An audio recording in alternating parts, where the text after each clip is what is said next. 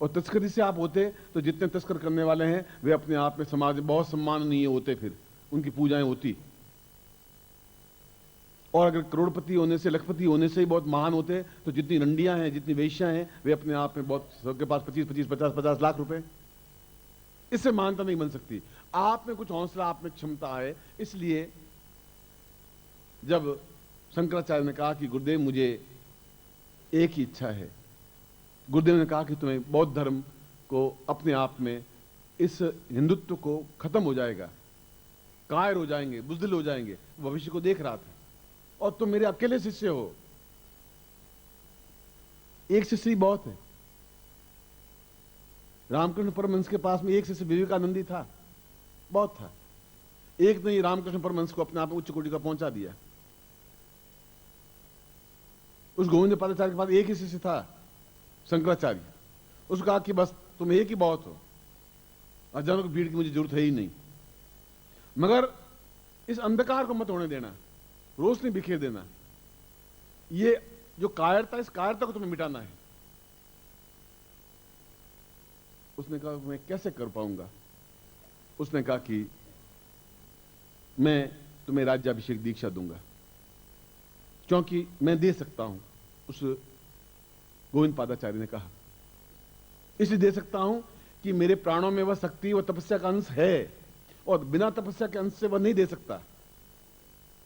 तपस्या का अंश है तो ही दे पाऊंगा, क्योंकि मैंने जीवन भर तपस्या की है, साधना की है, मंत्र जाप किया है। मैंने गेहूं बोए हैं और मुझे मालूम है कि उगेंगे। ये गुलाब का पौधा बोया है तो गुलाब उगेगा ही उगेगा। और मैं तुम्हें अगर भेजूंगा तो सर्वशक्तिमान बन करके भेजूंगा, इतना कायरता से नहीं भेजूंगा, किसी साथ पराजित होकर नहीं भेजूंगा।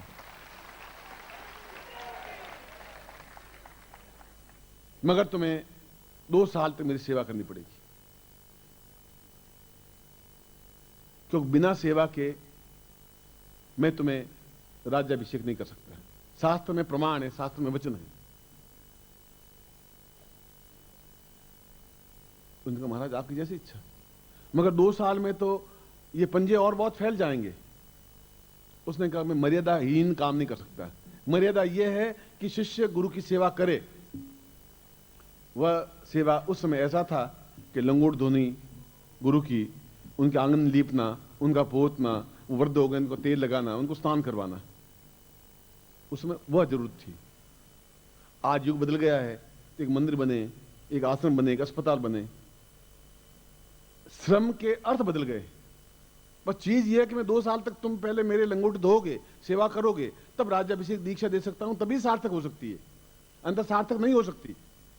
ये मैं शंकर भाष्य की बात कह रहा हूं, जो शंकराचार्य ने अपने शंकर भाष्य में कही है, और ग्रंथ है, आप पढ़ लें अगर उसका अर्थ समझते हो तो।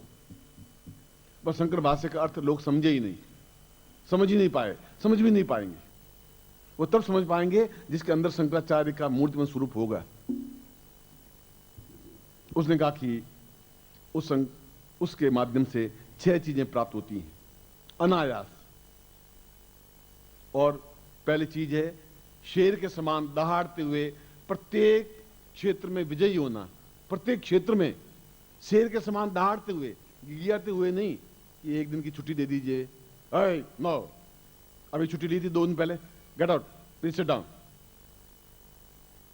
और तुम सोचे साला 1 तारीख को जाना है, छुट्टी दे ही नहीं रहा, साला राक्षस ब्रह्म राक्षस बैठा है कुर्सी पर, क्या करे साला, बहुत दुखी है। शेर के समान दहाड़ते हुए, आपको छुट्टी देनी है, रात में देनी है, मुझे जाना है, बस शेर के बनाते हुए। क्योंकि उसकी अपेक्षा आपके पास मैं उस राज्याभिषेक को दे रहा हूं, इसलिए आप एक्सपेरिमेंट करके देख लें। आपसे मैं अभी 2 महीने 4 महीने बाद कहीं ना कहीं मिलूंगा ही जरूर। अभी 14-15 तारीख को भोपाल में शिविर होगा, या 21 अप्रैल को भोपाल में शिविर होगा, आप आ जाना। अभी बनारस में शिविर होगा, भगवान विश्वनाथ की नगरी में, आप आ जाना। आप खुद देखेंगे, इस बार आप कहेंगे मुझे जाना है, वो कहेंगे अच्छी ऑलराइट आप जाइए, बस तनख्वाह भी दे दूंगा। आप देख लेना, ये एक्सपेरिमेंट करके देख लेना।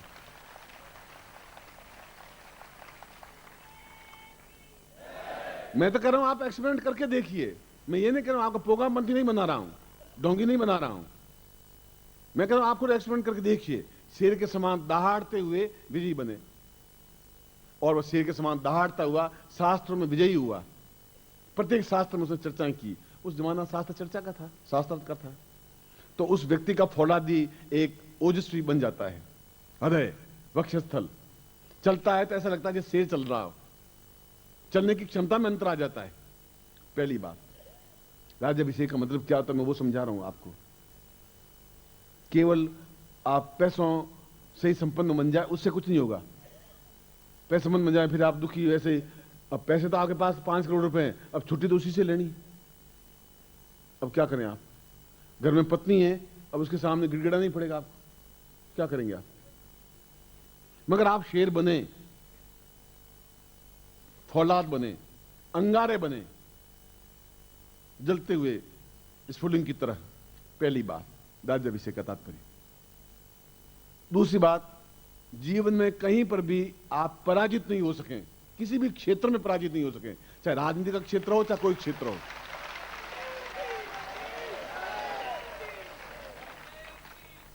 आज के बाद में आपके कहीं पर भी डायरी में पराजय शब्द लिखा हुआ तो काट लेना। You done again and you will be get success.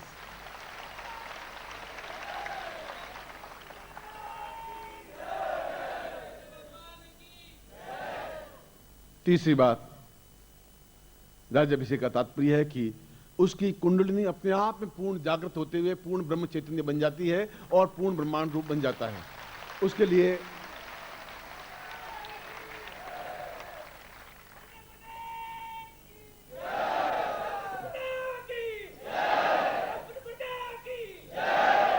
राज्याभिषेक का तात्पर्य यह है कि अपने आप में कुंडली जागृत हो, अपने आप में पूर्ण चैतन्य बने और शरीर का रोम रोम चैतन्य बने। केवल मस्तिष्क की गिनती नहीं, प्रत्येक रोम अपने आप में चैतन्य बने, तब लगेगा कि आप शेर हैं। शेर की खाल ओढ़ने से शेर नहीं बन जाएगा। वो दहाड़ेगा तो सारे सियार गीदड़ जितने भी हों वो सब छुप जाएंगे, क्यों? शेर दहाड़ रहा है। सब सियारों ने मिलकर सोचा कि अपन 200 लोग हैं और साला शेर अकेला दौड़ता, अपन घुस करके गुफा में घुस जाते हैं, आज अपन खुद दहाड़ेंगे। अब 200 हम कोई मामूली थोड़ी हैं, हमारे पास 200 वोट हैं, उसके पास तो एक ही वोट है। सब लोगों ने एकदम मशक्कत की, सियारों ने, गीदड़ों ने, बस आज इस बार शेर दहाड़ तो हम भी दहाड़ेंगे। और किया निश्चय। दूसरे दिन सोचा कि हर हालत में दहाड़ना है, इस शेर को पराजित करना ही है। साला ये अकेला ही राजा बना बैठा है, हम कौन से मरे हुए हैं। तब तक 250 और पैदा हो गए गीदड़, उनको इकट्ठा किया। 14 दिन सब तैयार कर दिया, अब की देख लेना है। शेर निकला, गीदड़ों को दूर से देखा और जोर से दहाड़ा और गीदड़ भागे, कोई इधर इधर भाग करके गुफा में घुस गए। शेर शेर ही होगा, गीदड़ बन ही नहीं सकता। मैं आपको शेर बना रहा हूं, शेर ही होंगे, क्योंकि आपकी एक ओंकार ही अपने आप में बहुत बड़ी है। वो अफसर क्या करेगा आपका?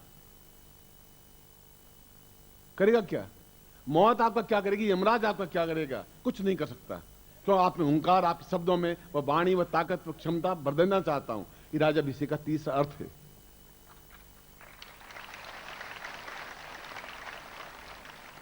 और राज्याभिषेक का चौथा अर्थ है कि आपके चेहरे पर नहीं, पूरे शरीर में अपने आप एक सम्मोहन आए, एक वशीकरण आए, एक चुंबक आए। आप किसी को देखें और खिंचा हुआ चला आए। और वह तभी हो सकता है, अभी तो आप किसी कहें कोई माने नहीं माने, घर के लड़के नहीं मानते, पति नहीं मानता, पति नहीं मानते, पड़ोसी नहीं मानते, आप कहें कुछ वो करे कुछ, क्योंकि आपके चेहरे पर चुंबकत्व तो है ही नहीं, आकर्षण नहीं है। आपके चेहरे पर नहीं, पूरे शरीर में इतना आकर्षण हो कि कृष्ण के शरीर में पूरा चुंबकत्व था। कोई उसकी मुरली का वर्णन किया, किसी ने उसके पांवों का वर्णन किया, उसकी कमर, तिरछी कमर, उसका वर्णन किया, कभी उसने मुरली का वर्णन किया, गोटों का वर्णन किया, क्योंकि सारा शरीर अपने आप में सम्मोहक था और सभी लोग उसकी तरफ आकर्षित थे। गोपिकाएं भी, उनकी माएं भी, उनके बाप भी, उनके ननद भी और वहां के सरपंच भी और शत्रु भी, सभी खिंचे हुए उसके पास चले आते थे। क्या थी उस कृष्ण में?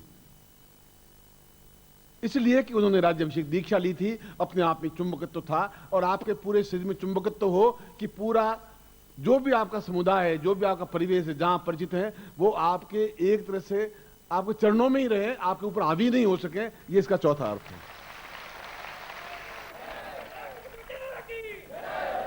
मैं कह रहा हूं आप लिख लें, अपने कलेजे पर लिख दें, कागजों पर नहीं, आप देख लें।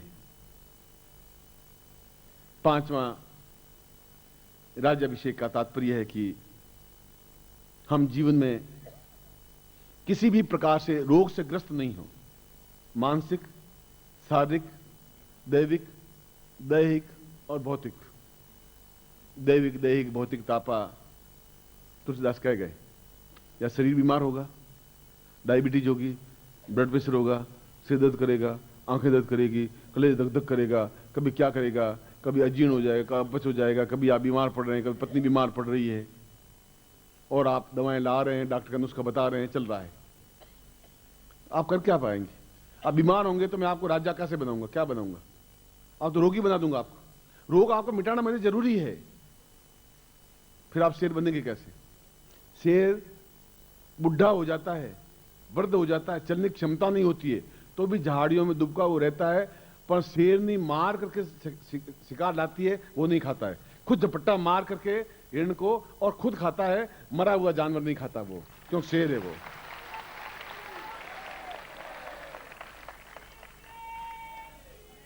इसलिए आपके पूरे शरीर में एक आकर्षण हो, देखे और ठग से रह जाए, चाहे आप पुरुष हैं चाहे स्त्री हैं। सामने वाला एकदम से लगे कि कुछ है, कुछ पर्सनैलिटी है, और सारा शरीर एक अनुपात में ढला हुआ हो, ऐसा हो कि दर्शनीय हो, देखने योग्य हो, लगे कि कोई है। आपके चाचा, आपके मामा, आपके दादा, आपके ताऊ, आपकी माँ, आपके बाप, आपके पड़ोसी, आपके संबंधी, आपके रिश्तेदार, आपके मित्र, आपके अधिकारी, ये पर्सनैलिटी कुछ अलग है, कुछ एक अजीब निखार है, चलने एक अजीब लुनाई है। वह आपके शरीर में, वह आपके जीवन में, वह अपने आप में संपूर्ण रूप से कायाकल्प हो। मैं नहीं कह सकता कि 2 मिनट बाद ही हो जाएगा, मगर रोग आप और आपके आश्रित लोगों को रोग से ग्रस्त नहीं होना पड़े, बीमार नहीं होना पड़े।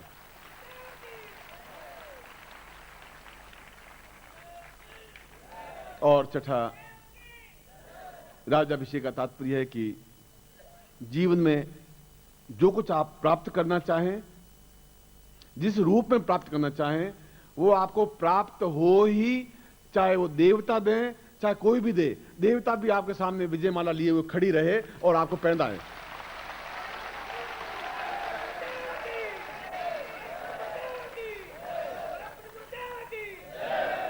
आपने राज्य का मतलब राजा समझ लिया। राज्य का मतलब राजा नहीं, राजा तो अय्याज थे, लंपट थे, धूर्त थे, परिस्थितिगामी थे। मैं आपको ऐसा नहीं बनाना चाहता हूं। राज्य का मतलब सर्वोपरि, राजा का मतलब उत्कृष्ट, राजा का मतलब अद्वितीय। अगर मेरा शिष्य बने तो अद्वितीय बने, फिर उसके मुकाबले के और 10, 15, 20 बन गए कि हम किसके उसके और शिष्य हैं और आप में उसमें कोई डिफरेंस रहा ही नहीं, तो मेरा जीवन ही धिक्कार है। मुझे तो जलती हुई आग में जल जाना चाहिए। आप क्षमता को करके देखें। इसलिए ये राज्याभिषेक दीक्षा अभिषेक कर रहा हूं, बना ही नहीं रहा हूं, आपको तिलक लगा रहा हूं, आपको सिंहासन पर बिठा रहा हूं कि आप अपने जीवन में जो करें, जो कहें वह हो, जो करें वह हो, जैसा चाहें वह हो। आपकी वाणी में, आपके शब्दों में, आपकी चाल में, आपकी क्षमता में रोग रहित होते हुए, न दैविक रोग हो, देवताओं का कष्ट आप पे नहीं आया कि अब मंगल टेढ़ा हो गया, राहु आपके ऊपर हावी हो गया, शनि सिर के ऊपर बैठ गया है, कोई शनि आएगा न कोई मंगल आएगा न कोई राहु आएगा। आ ही नहीं सकते, संभव ही नहीं है। वो होंगे तो उस पंचांग में होंगे जो पंडित जी की जेब में बैठे हैं, बैठे रहने दीजिए वहां कि भाई आपके ग्रह आपके पास रखिए, हम जहां से आए हैं हमें मालूम है क्या है। और दैहिक शारीरिक रूप से भी कोई आपकी बीमारी नहीं है, धीरे धीरे खत्म हो जाए, इन डॉक्टरों के चक्कर छूट जाए। अनेक डॉक्टर गालियां देंगे मुझे, मैं जानता कि ये सारा कैसा पैदा हो गया। अब हो गया तो हो गया, अब उसमें मैं क्या करूं? मैंने कौन सा, मैंने डॉक्टरों को, तुम डॉक्टरी छोड़ दो, दूसरा काम करो, खेती करो, मैं कौन सा मना कर रहा हूं आपको। सद्गुरुदेव डॉक्टर नारायण दत्त श्रीमाली जी के दुर्लभ वीडियोस, पुस्तक, पत्रिका एवं साधना की निःशुल्क दीक्षा प्राप्त करने के लिए नीचे लिखे हुए नंबर पर वीरल पटेल जी को व्हाट्सएप पे अपना नाम और अपने शहर का नाम लिखकर भेजें। धन्यवाद।